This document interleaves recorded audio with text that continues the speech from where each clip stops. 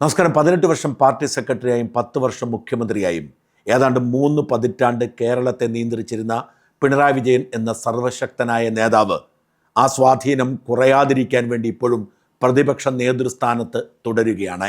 തെരഞ്ഞെടുപ്പിലെ വമ്പൻ തിരിച്ചടിയുടെ ക്ഷീണം മാറുന്നതിന് മുൻപ് പിണറായി വിജയൻ്റെ വീട്ടിലേക്ക് കേന്ദ്ര അന്വേഷണ ഏജൻസി കടന്നു കയറുകയായിരുന്നു. അപ്രതീക്ഷിതമായി നേരം വെളുക്കുന്നതിന് മുൻപ് പിണറായിയുടെ വീടിൻ്റെ വാതിൽക്കൽ മുട്ടി ആരുമറിയാതെ എത്തിയത് ഇ.ഡി. ആയിരുന്നു.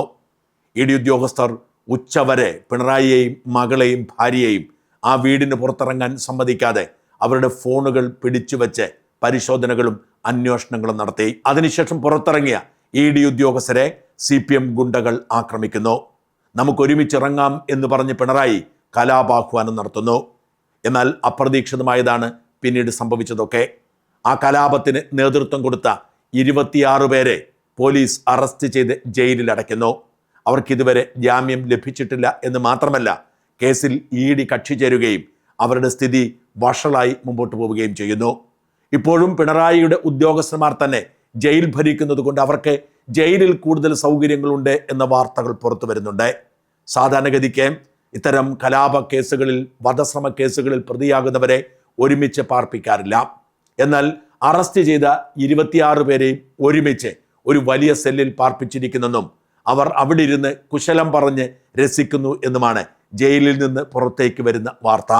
മാത്രമല്ല, ജയിലിലാവുന്ന ഒരു പ്രതിയെ കാണാൻ ആഴ്ചയിൽ 2 ദിവസം അടുത്ത ബന്ധുക്കളെ മാത്രം അനുവദിക്കുന്നതാണ് രീതി. എന്നാൽ ഈ പ്രതികളെ കാണാൻ ഏത് പാർട്ടിക്കാർക്കും എപ്പോൾ വേണമെങ്കിലും എത്താവുന്ന സാഹചര്യം ജയിലിൽ നിലനിൽക്കുകയാണ് എന്നും ജയിൽ വൃത്തങ്ങൾ നൽകുന്നു. ജയിൽ അധികാരികളും ജയിലിലെ ജീവനക്കാരുമൊക്കെ CPMന്റെ നിയന്ത്രണത്തിൽ തന്നെയാണ് ഇപ്പോഴും എന്നതിന് ഇതിനേക്കാൾ വലിയ തെളിവില്ല. എന്നാൽ ഈ വിവരം കേന്ദ്ര സർക്കാരിനെ അറിയിച്ചിരിക്കുകയാണ് ഇ.ഡി. തങ്ങളെ ആക്രമിച്ചവർ സുഖമായി അവിടെ ജീവിക്കുന്ന സാഹചര്യം കേന്ദ്ര ഇന്റലിജൻസ് ബ്യൂറോയും കേന്ദ്ര ആഭ്യന്തര മന്ത്രാലയത്തിന് റിപ്പോർട്ട് ചെയ്തിട്ടുണ്ട്. മാത്രമല്ല, 300ഓളം പ്രതികളിൽ ബാക്കി ആരെയും അറസ്റ്റ് ചെയ്യാൻ പിന്നീട് പോലീസ് പരിശ്രമിച്ചിട്ടില്ല. അവരൊക്കെ ഇവിടെ തന്നെ റീൽസ് ഇട്ട് ചുറ്റിക്കറങ്ങുന്നു എന്നും IBയുടെ അന്വേഷണത്തിൽ കണ്ടെത്തുകയും IB ആഭ്യന്തര മന്ത്രാലയത്തിന് കൈമാറുകയും ചെയ്തിട്ടുണ്ട്. ഇത്തരം സാഹചര്യങ്ങളുടെ പശ്ചാത്തലത്തിൽ ഇ.ഡിയെ കൂടി കക്ഷി ചേർത്തുകൊണ്ട് ഈ കേസ് CBIക്ക് വിടണം എന്ന ആവശ്യം ഉന്നയിക്കാനുള്ള സാധ്യത തെളിഞ്ഞു വരികയാണ്. പിണറായിയുടെ മകളും പിണറായിയും ഒക്കെ കള്ളപ്പണ ഇടപാടുകാരാണ് എന്നതിന് തെളിവുകൾ ഇ.ഡിക്ക് നേരത്തെ തന്നെയുണ്ട്. എന്നുള്ളൊരു സംസ്ഥാനത്തിന്റെ മുഖ്യമന്ത്രി എന്ന നിലയിൽ, രാജ്യത്തെ പ്രധാനപ്പെട്ട രാഷ്ട്രീയ നേതാവ് എന്ന നിലയിൽ വളരെ സൂക്ഷ്മതയോടെ മാത്രം കൈകാര്യം ചെയ്താൽ മതി എന്നതായിരുന്നു ഇ.ഡിയുടെ നിലപാട് പിണറായിയുമായി ബന്ധപ്പെട്ട്. എന്നാൽ മകളുടെ കാര്യത്തിൽ വ്യത്യസ്തമായ സമീപനമാണ് ഇ.ഡി എടുത്തത്. അതുകൊണ്ടാണ് കോടതി നിർദ്ദേശപ്രകാരം SFIO കേസ് അന്വേഷിക്കുകയും വീണ വിജയൻ മാസപ്പടി വാങ്ങി എന്നതിന് തെളിവുകൾ കണ്ടെത്തുകയും ചെയ്തപ്പോൾ ഇ.ഡി കേസെടുത്തത്. പക്ഷേ കേസന്വേഷണം തുടരാൻ കേരള ഹൈക്കോടതി സിംഗിൾ ബെഞ്ച് തടസ്സം നിന്നു. ആ സ്റ്റേ മാറിയപ്പോൾ അന്വേഷണവുമായി പെട്ടെന്ന് തന്നെ മുമ്പോട്ട് പോകാൻ ഇ.ഡി തീരുമാനിക്കുകയും SFIOയുടെ അന്വേഷണ റിപ്പോർട്ടിന്റെ പശ്ചാത്തലത്തിൽ വീണയുടെ വീട്ടിൽ കയറി പരിശോധിക്കുകയുമായിരുന്നു. അതിനുശേഷമുണ്ടായ തിരിച്ചടി ഇ.ഡിയെ പ്രകോപിതരാക്കിയിട്ടുണ്ട്. ഒരു വിട്ടുവീഴ്ചയും ഇളവും ഈ കേസിൽ വീണ വിജയന് ചെയ്തു കൊടുക്കേണ്ടതില്ല. അതുകൊണ്ട് വീണയുടെ ചുറ്റും പിടിമുറുക്കാൻ തന്നെ ഇ.ഡി തീരുമാനിച്ചിരിക്കുന്നു. ഓരോ ദിവസവും കേസന്വേഷണത്തിന്റെ ചർച്ചകളും പുതിയ തെളിവുകൾ ശേഖരിക്കലും ലഭിച്ച തെളിവുകൾ പരിശോധിക്കുന്നതുമൊക്കെ തുടരുകയാണ്. വീണയുടെ എല്ലാ പഴുതുകളും അടയ്ക്കുന്ന തരത്തിൽ ഇതുവരെ ശേഖരിച്ച എല്ലാ വിവരങ്ങളും ശാസ്ത്രീയമായി പരിശോധിച്ചു കൊണ്ടിരിക്കുന്നു. പിണറായി വിജയന്റെ വീട്ടിൽ പരിശോധന നടത്തിയപ്പോൾ നിരവധി ബാങ്ക് സ്റ്റേറ്റ്മെന്റുകളും കരാറുകളും ലഭിച്ചിട്ടുണ്ട് എന്ന് വ്യക്തമായിട്ടുണ്ട്. വാസ്തവത്തിൽ ഇതൊരു ട്രാപ്പ് തന്നെയായിരുന്നു. ക്ലിഫേഴ്സിൽ നിന്നും എല്ലാ സാധനങ്ങളും പെട്ടെന്ന് പ്രതിപക്ഷ നേതാവിന്റെ വീട്ടിലേക്ക് കൊണ്ടുവരികയായിരുന്നു. ആ വീട്ടിൽ എത്തിച്ച ഉടൻ തന്നെയായിരുന്നു അവിടെ പരിശോധന. ആ പരിശോധനയിൽ കണ്ടെത്തിയ ബാങ്ക് സ്റ്റേറ്റ്മെന്റുകളും മറ്റ് രേഖകളും വിശദമായി തന്നെ പരിശോധിക്കുകയും അതുമായി ബന്ധപ്പെട്ടവരുടെ നീക്കങ്ങൾ ഇ.ഡി ഇപ്പോൾ നിരീക്ഷിച്ചു കൊണ്ടിരിക്കുകയും ചെയ്യുന്നു. അതിനിടയിലാണ് അടുത്ത സ്റ്റെപ്പ് എന്ന നിലയിൽ നോട്ടീസ് അയച്ച വീണയെ വിളിക്കാൻ തീരുമാനിച്ചത്. ഈ വെള്ളിയാഴ്ച, അതായത് 12-ാം തീയതി മറ്റന്നാൾ, വീണ വിജയൻ എൻഫോഴ്സ്മെന്റ് ഡയറക്ടറേറ്റിന്റെ കൊച്ചിയിലെ ഓഫീസിൽ ചോദ്യം ചെയ്യലിന് ഹാജരാവണം. വീണ അതിനെ എങ്ങനെ പ്രതിരോധിക്കും എന്നൊരു നിശ്ചയവും ഇതുവരെയില്ല. വീണ വിജയൻ ഇതുവരെ നേരിട്ട് ഇത്തരം വിഷയങ്ങളിൽ ഇടപെട്ടിട്ടേയില്ല. SFIO കേസ് അന്വേഷിച്ചപ്പോൾ ഒന്നിലധികം തവണ വീണ വിജയനെ ബാംഗ്ലൂരിലെ ഓഫീസിൽ വെച്ച് ചോദ്യം ചെയ്തിരുന്നു. ഈ വിവരമൊന്നും ആരും അറിയാത്തതുകൊണ്ട് വീണ അതിനോട് സഹകരിച്ചു എന്നാണ് റിപ്പോർട്ട്. ആ ചോദ്യം ചെയ്യലിലെ മൊഴികളും ഇപ്പോൾ ഇ.ഡി സ്വന്തമാക്കിയിട്ടുണ്ട്. എന്നാൽ എല്ലാവരും അറിഞ്ഞുകൊണ്ടുള്ള ഈ ED ചോദ്യം ചെയ്യലിനോട് വീണ എങ്ങനെ പ്രതികരിക്കും എന്നാണ് ആളുകൾ അറിയാൻ കാത്തിരിക്കുന്നത്. വെള്ളിയാഴ്ച തന്നെ ചോദ്യം ചെയ്യുന്നതിൽ നിന്ന് ഒഴിവാക്കണമെന്നാവശ്യപ്പെട്ട് വീണ കോടതിയെ സമീപിച്ചേക്കില്ല എന്നാണ് സൂചന. കോടതി അതിന് വിസമ്മതിക്കും എന്ന് മുൻകൂട്ടി കണ്ടുകൊണ്ടാണ് അങ്ങനെയൊരു നീക്കം നടത്താതിരിക്കുന്നത്. കാരണം കഴിഞ്ഞ 1.5 വർഷമായി ഈ കേസ് അന്വേഷണത്തെക്കുറിച്ചുള്ള ചോദ്യങ്ങൾ ഹൈക്കോടതിയുടെ കയ്യിലായിരുന്നു. ഹൈക്കോടതി സിംഗിൾ ബെഞ്ചും ഡിവിഷൻ ബെഞ്ചും കേസ് അന്വേഷണത്തിന് പച്ചക്കൊടി കാണിച്ചപ്പോഴാണ് അന്വേഷണം വീണ്ടും ആരംഭിച്ചത്. ഇനി അന്വേഷണത്തെ തടസ്സപ്പെടുത്തുന്ന ഒന്നിനും കോടതി കൂട്ടുനിന്നേക്കില്ല. അതുകൊണ്ട് തന്നെ ഈ അന്വേഷണത്തിന്റെ ഭാഗമായി വീണയെ ചോദ്യം ചെയ്യാൻ വിളിപ്പിക്കുന്നത് തടയില്ല എന്നാണ് കണക്ക് കൂട്ടുന്നത്. അന്വേഷണത്തെ എന്തിനു ഭയക്കുന്നു? ചോദ്യം ചെയ്യലിനെ എന്തിനു ഭയക്കുന്നു? ഒരു കുറ്റവും ചെയ്തിട്ടില്ലെങ്കിൽ പറയാനുള്ളത് പറഞ്ഞിട്ട് പോകാമല്ലോ എന്ന് കോടതി ചോദിക്കാൻ സാധ്യതയുള്ളതുകൊണ്ട് വീണ ഈ സമൻസിനെതിരെ കോടതിയിൽ പോകാൻ സാധ്യതയില്ല. എന്ന് മാത്രമല്ല, വീണ CMRനെയും KSIDCയെയും ഒക്കെ മുമ്പിൽ നിർത്തിക്കൊണ്ടായിരുന്നു ഈ കേസിൽ ഇതുവരെ പോരാടിയത്. നേരിട്ട് ഒരു ഇടപെടലും നടത്തിയില്ല. അതുകൊണ്ട് തന്നെ വീണയ്ക്ക് ഇപ്പോൾ നേരിട്ട് പോവാൻ ആശങ്കയുണ്ട്. അഥവാ വീണയുടെ അപേക്ഷ തള്ളിയാൽ അത് വലിയ വാർത്തയാവുന്നത് കൊണ്ട് തന്നെ KSIDCയും CMRനെയും മുമ്പിൽ നിർത്തിയുള്ള കളി മാത്രമായിരിക്കും നടത്തുക. CMRനും KSIDCക്കും ഇനി ആകെയുള്ള വഴി സുപ്രീം കോടതിയെ സമീപിക്കുക മാത്രമാണ്.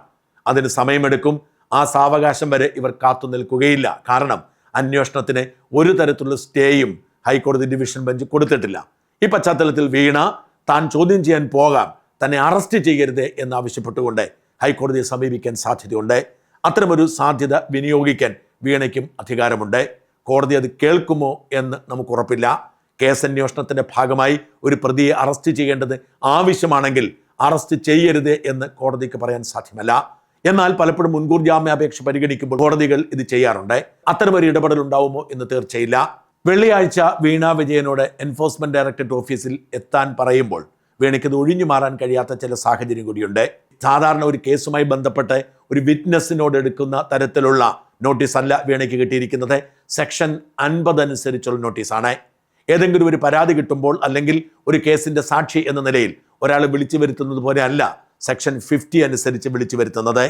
ഈ സെക്ഷൻ 50 നോട്ടീസിന് കോടതിയുടെ പവർ ഉണ്ട് എന്നതുകൊണ്ട് തന്നെ വീണ വിജയന് ഈ നോട്ടീസ് അനുസരിക്കേണ്ടി വരും. മറ്റെന്തെങ്കിലും അസൗകര്യം പറഞ്ഞ് 1-2 തവണ ഒരുപക്ഷെ മാറ്റിവെക്കാൻ കഴിഞ്ഞെന്ന് വരാം. വീണയ്ക്ക് വേണമെങ്കിൽ കത്തയക്കാം. അപ്പന് ടെൻഷനാണ്, പ്രഷർ കൂടി എന്നൊക്കെ പറഞ്ഞ് ഒരുപക്ഷെ കത്തയച്ചാൽ പരിഗണിച്ചെന്ന് വരാം. പക്ഷേ 2 തവണയോ 3 തവണയോ കൂടുതൽ അനുവദിക്കില്ല, ഇളവ് കൊടുക്കില്ല. അങ്ങനെ വന്നാൽ അറസ്റ്റ് ചെയ്യാൻ ഉള്ള അനുമതി ED ഉദ്യോഗസ്ഥർക്കുണ്ട്. അതുകൊണ്ട് തന്നെ അതിന് നിന്നു കൊടുക്കുമെന്ന് അറിയില്ല. എങ്കിൽ പോലും ഏറെ ഹൈപ്പ് കിട്ടിയിരിക്കുന്ന വെള്ളിയാഴ്ചത്തെ ചോദ്യം ചെയ്യൽ ഒഴിവാക്കാൻ ഡേറ്റ് മാറ്റാനുള്ള സാധ്യത വിലയിരുത്തപ്പെടുന്നുണ്ട്. എന്തായാലും ED വീണയെ വിടില്ല എന്ന് തറപ്പിച്ചു പറഞ്ഞിരിക്കുന്നു. വീണയുടെ വീടിന് മാത്രമല്ല, വീണയ്ക്ക് ചുറ്റും വലവിരിച്ച് ED നടപടിക്രമങ്ങളുമായി മുമ്പോട്ട് പോകുന്നു. ഇതിനിടയിൽ CPM അവരുടെ തന്ത്രം മാറ്റുകയാണ്. നമുക്കറിയാം, ഈ വാർത്ത ഉണ്ടായ സമയത്ത് CPM നേരിട്ട് രംഗത്തിറങ്ങുന്നു. CPM ഗുണ്ടകളും SFIക്കാരും വീണ വിജയനെ സംരക്ഷിക്കാൻ വേണ്ടി രംഗത്തെത്തുന്നു. അതിന് പേരിൽ 25 പ്രവർത്തകർ ജയിലിലായി. അതുകൊണ്ട് തന്നെ അത്തരമൊരു സാഹചര്യം ഇനിയും ഉണ്ടായാൽ അതിന് സഖാക്കളെ കിട്ടിയെന്ന് വരില്ല. സഖാക്കളുടെ വീട്ടിലൊക്കെ വിലക്കാണ്. അതുകൊണ്ട് ആരും രംഗത്ത് വരാത്ത സാഹചര്യമുണ്ട്. മാത്രമല്ല, ഒരു ഉന്നതനായ പാർട്ടി നേതാവിൻ്റെ മകൾ തട്ടിപ്പ് നടത്തുകയും അതിന് തെളിവുകൾ കണ്ടെത്തുകയും ചെയ്തിട്ട് എന്തിനാണ് പാർട്ടി സംരക്ഷിക്കുന്നത് എന്ന ചോദ്യം പാർട്ടി അണികൾ ചോദിച്ചു തുടങ്ങി. അതുകൊണ്ട് തന്നെ വീണയെ തള്ളിപ്പറയുന്ന നിലപാടായിരിക്കും ഇനി പാർട്ടി സ്വീകരിക്കുക.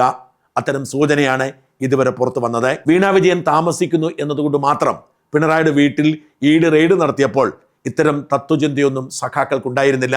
പാർട്ടി സെക്രട്ടറി ഗോവിന്ദന്റെ നേതൃത്വത്തിൽ പാർട്ടി നേതൃത്വം മുഴുവൻ ആ വീടിന് മുമ്പിലെത്തുകയും പാർട്ടി സഖാക്കളെ വിളിച്ചു വരുത്തി ആക്രമിക്കുകയുമായിരുന്നു. എന്നാൽ പാർട്ടി പതിയെ പതിയെ പിണറായിയുടെ മകളെ കൈയൊഴിയുന്നു. പാർട്ടി എന്തിനാണ് വിഷമിക്കുന്നത്? ഞങ്ങളുടെ സഖാവ് പിണറായിക്കെതിരെ അല്ലല്ലോ, പിണറായിയുടെ മകൾക്കെതിരെയല്ലേ. പിണറായിയുടെ മകൾക്ക് അത് കൈകാര്യം ചെയ്യാൻ അറിയാം. വേണ്ടത്ര രേഖകളൊക്കെ അവർ കൊടുത്തു തീർത്തോളുമെന്ന് KK ശൈലജ ടീച്ചർ ഇന്നലെ പറഞ്ഞത് വെറുതെയല്ല.